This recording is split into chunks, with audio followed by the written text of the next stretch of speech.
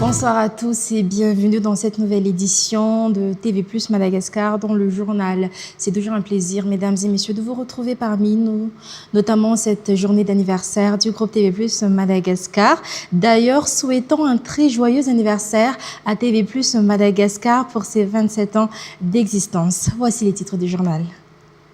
De nouveaux troubles ont éclaté ce matin au sein de l'école musulmane située aux 67 hectares. Le président de l'association musulmane de Madagascar a été expulsé de force hors de l'enceinte de l'établissement, tandis que les élèves, notamment les plus jeunes, ont été empêchés de sortir. De plus en plus de jeunes étudiants et diplômés s'intéressent aux techniques permettant de transmettre les informations en toute sécurité face à la conjoncture actuelle, selon les informations émanant de la direction des études et de formation en multimédia sous la tutelle du ministère de la Communication et de la Culture. Le développement de l'intelligence artificielle et des technologies numériques dans le monde professionnel a des impacts importants sur la santé mentale des travailleurs, selon l'Organisation internationale du travail, OIT. Aux États-Unis, l'assaillant armé qui a plongé dans le chaos le gala de l'association des correspondants accrédités à la Maison-Blanche auquel assistait le président américain a été identifié dimanche par des médias américains comme étant un ingénieur en mécanique de 31 ans, originaire de Californie. Le président de l'association musulmane de Madagascar a été expulsé de force hors de l'enceinte de l'établissement, tandis que les élèves, notamment les plus jeunes, ont été empêchés de sortir. Des actes menés par un groupe de jeunes réclamant la destitution du président de l'association ainsi que la fermeture de l'école. Ces derniers estiment que l'actuel président ne serait pas légitime et mènerait des actions contraires au développement de l'association. De son côté, le président affirme tenir sa légitimité d'une décision du Conseil d'État datant de 2024. Par ailleurs, une affaire d'usurpation de fonction reste pendante devant les tribunaux. Omega Nefson.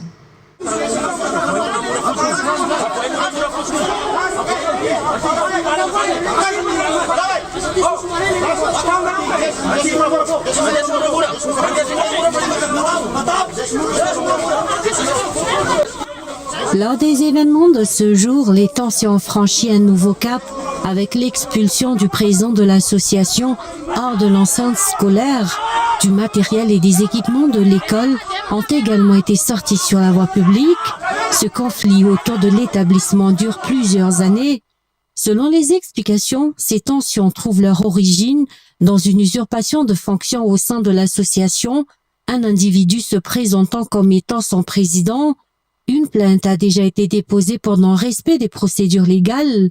L'intéressé irait jusqu'à affirmer que le mandat de l'actuel président serait expiré. Ce dernier réaffirme toutefois que sa nomination repose sur une décision du Conseil d'État en 2024. L'affaire d'usurpation reste en cours d'examen devant la justice. Le président de l'association musulmane de Madagascar appelle les autorités compétentes à se saisir de ce dossier et à intervenir face à la situation. Un incident similaire s'était déjà produit en février 2025 au sein de cette école musulmane des 67 hectares. Des individus armés de haches et de couteaux avaient alors fait irruption dans l'établissement, perturbant les cours. Domaine du journalisme, de plus en plus de jeunes étudiants et diplômés s'intéressent aux techniques permettant de transmettre les informations en toute sécurité face à la conjoncture actuelle, selon les informations émanant de la direction des études et de formation en multimédia sous la tutelle du ministère de la Communication et de la Culture. Le fact-checking, une méthode incontournable de recoupement à l'ère de la désinformation numérique, doit être remis au goût du jour, d'où la nécessité de formation intensive allant dans ce sens. 3 régions, à savoir Itas, Haute-Mathiach et Vaknakara, ainsi que 27 districts d'Analamang ont pu bénéficier de ces formations auxquelles ont assisté plus de 350 participants. Au micro de Sibela Radjamazaf. Après Fianarantsu, Antirabé, Mernarive, le ministère de la Communication et de la Culture À travers la DEFOM et la DRCC de Nalamang a bouclé la caravane de la formation Antananarivo. Ils étaient 350 à pouvoir bénéficier d'une formation de courte durée, mais intensive, portant sur le thème informer en toute sécurité à l'ère de la désinformation. Les interventions qui ont répondu aux besoins du secteur se sont étalées sur les astuces pour éviter les poursuites judiciaires, les atteintes physiques et les risques de cybercriminalité, sans pour autant verser dans une logique de simplification des techniques de base du journalisme. Le fact-checking, une méthode incontournable de recoupement à l'ère de la désinformation numérique, a été revisité pendant les séances à travers une approche pratique grâce à l'utilisation des outils numériques pour les vérifications d'informations. Des professionnels du métier, des universitaires, des enseignants et des correspondants régionaux ont répondu massivement présents aux formations. Ce sont les délégués régionaux de la communication et de la culture, issus de 27 districts qui ont bénéficié d'une formation sur la thématique médias publics, services publics au service de l'intérêt public, lors de la dernière séance tenue dans les locaux de la DEFOM à Mebabo Kaivatu. Le service public de la formation étant un outil au service de la démocratie, les agents de l'État œuvrant dans le secteur ont la lourde tâche de préserver l'équilibre entre diffuser des informations et défendre les intérêts publics. C'est une problématique qui a été longuement discutée. Pourtant, si la déontologie et l'éthique sont respectées et que l'on œuvre dans l'intérêt général, il est tout à fait possible de traiter les informations de façon à avoir des opinions éclairées. D'autres tournées du même genre devraient être prévues puisque de nombreuses organisations, surtout au niveau régional, sollicitent ces formations selon toujours les informations émanant du ministère. Dans le domaine de la santé, la loi régissant la santé mentale à Madagascar n'a connu aucune modification depuis plus d'un siècle, selon le responsable des affaires juridiques au sein du CHU d'Anzanamas. Plusieurs dispositions de ce texte nécessitent des révisions, notamment en ce qui concerne le traitement des personnes atteintes de troubles mentaux dans les centres spécialisés.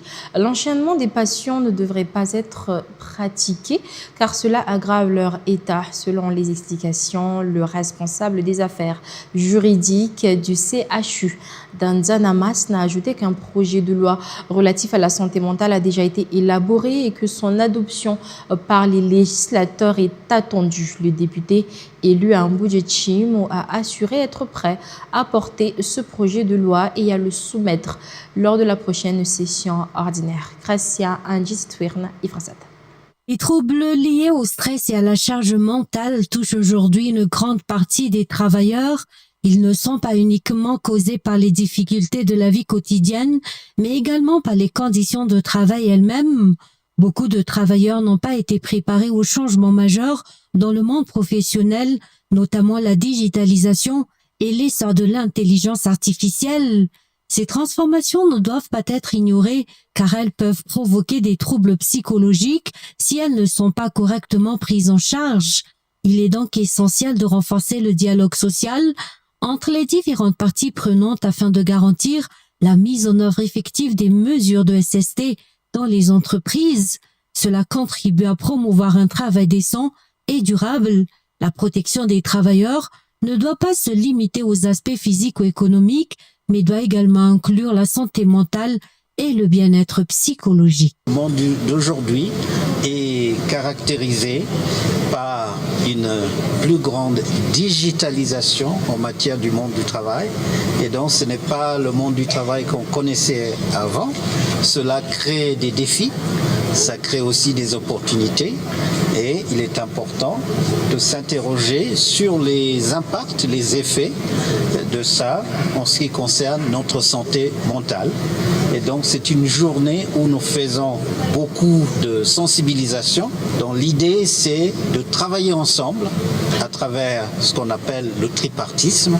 C'est pour ça, agissons ensemble pour promouvoir un monde du travail sûr et sain sur le plan psychosocial. Le 28 avril est consacré à la Journée internationale de la santé et de la sécurité au travail, ou SST. Cette année, une attention particulière est portée à la santé mentale. La santé et la sécurité au travail sont essentielles à la paix sociale et à la performance économique. La réponse ne peut donc être que collective dans l'esprit du tripartisme qui fonde l'action de l'OIT. Les risques psychosociaux sont une réalité mondiale, ils sont aussi une réalité malagasse, mais ils ne sont pas une fatalité, souligne le directeur pays de l'OIT. L'organisation appelle ainsi à placer l'humain au cœur du travail, à promouvoir une culture de prévention et à construire des environnements professionnels sains, sûrs et respectueux de la dignité de chacun. Comme annoncé dans le plateau précédent, nous allons maintenant suivre les rapports du député élu à Mbujechim concernant la loi régissant la santé mentale à Madagascar. La loi régissant la santé mentale à Madagascar est aujourd'hui totalement obsolète. Un texte datant de 1838 demeure encore en vigueur, selon le responsable des affaires juridiques du CHU d'Anzanamassen. Un projet de loi avait été élaboré en 2009 sans qu'aucune suite ne lui ait été donnée, relancé et validé en 2025. Ce projet de loi est actuellement entre les mains du ministère de la Santé publique. Il sera ensuite transmis au ministère de la Justice, puis soumis au Parlement pour adoption. Plusieurs réformes y ont été apportées, notamment ce qui concerne le traitement des personnes atteintes de troubles mentaux dans les centres spécialisés. Certaines familles choisissent de les placer dans ces centres après leur traitement au CHU d'Anzanamassen. Toutefois, certains patients y sont enchaînés, une pratique qui détériore davantage leur état de santé, selon les explications. La santé mentale ne doit pas être négligée, a déclaré le député élu à Mbujechim, Johnny Rakutwarsou. Ce dernier s'est engagé à porter, soutenir et faire adopter ce projet de loi lors de la prochaine session ordinaire de l'Assemblée nationale. Par ailleurs, le CHU d'Anzanamassen fait également face à des problèmes d'approvisionnement en eau et en électricité, impactant la prise en charge des patients. La sécurité persiste également en raison des coupures d'électricité, notamment pour le personnel de nuit. Profitant de sa visite des lieux, le député élu à Mbujechim a remis des équipements d'éclairage au CHU d'Anzanamassen.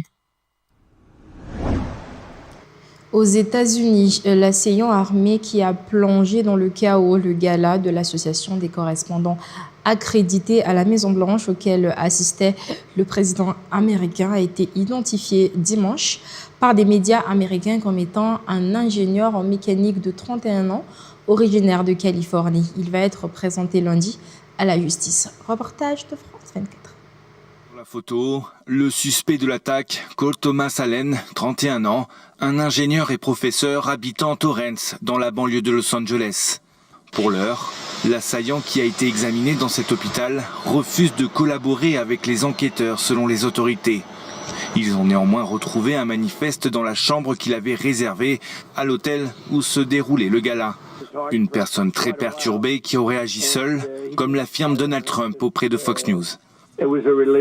C'est d'ordre religieux, c'est un manifeste profondément anti-chrétien et je ne sais pas si vous l'avez reçu. Il vient d'être publié. Vous vous rendez compte ? Du coup, il a de gros problèmes pour le reste de sa vie. C'est vraiment très grave.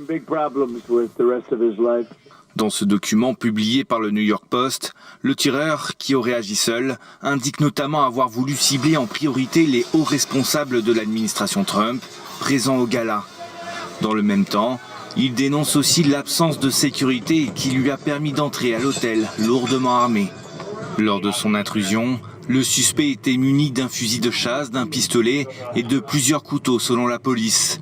Il a été neutralisé par les agents des services secrets présents sur place. C'était tragique. Cette nuit restera gravée dans nos mémoires. Mais n'oublions pas que le système a fonctionné. Les services secrets ont assuré notre sécurité et cet homme a été rapidement appréhendé et maîtrisé quelques minutes, voire quelques secondes, après avoir tenté de franchir le périmètre. Le FBI a mené toute la nuit des perquisitions, notamment à son domicile californien. Désormais en détention, Cole Thomas Allen devrait être présenté lundi devant un tribunal fédéral. Ce journal en version française prend fin. Je vous invite également à nous retrouver tout à l'heure dans le journal en version malagasy à 19h30 où vous pourrez suivre la célébration officielle de l'anniversaire de TV+ Madagascar en direct depuis Mourdav. À tout à l'heure.